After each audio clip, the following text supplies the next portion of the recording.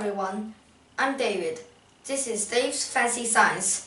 Today, I would like to share you the story about Alfred Wegener's wild idea. As a young scientist in the early 1900s, Alfred Wegener was a specialist in meteorology, the study of weather. But Wegener was curious about other aspects of Earth too.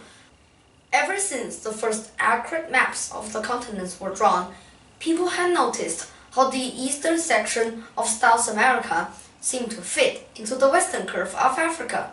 But no one pursued the idea further. No one until Alfred Wegener, that is.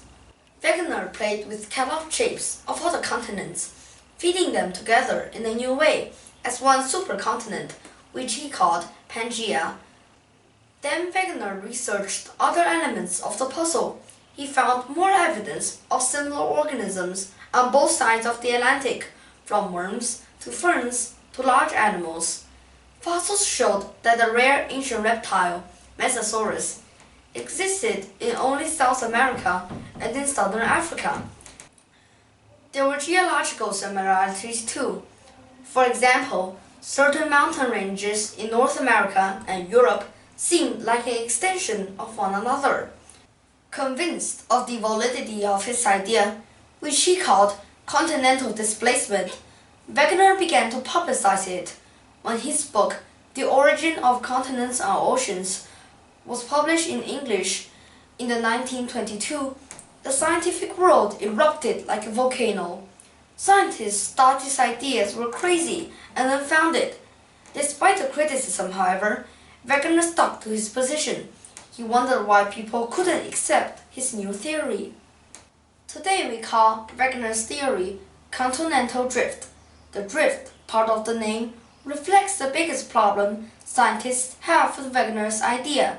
Wegener proposed various theories.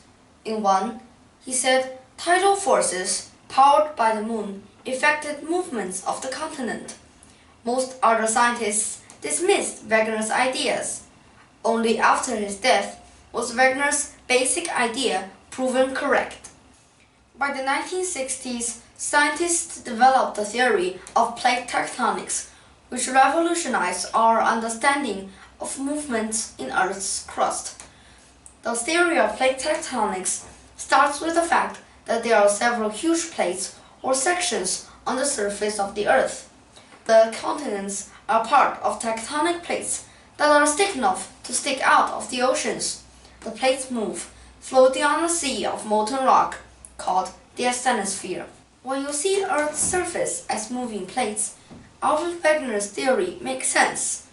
Today, scientists calculated that Pangaea began to break up into smaller continents about 200 million years ago. Who knows where they will be in another million years? That's all for this section. Thank you for listening. Dave's Fancy Science. Illuminate bright future.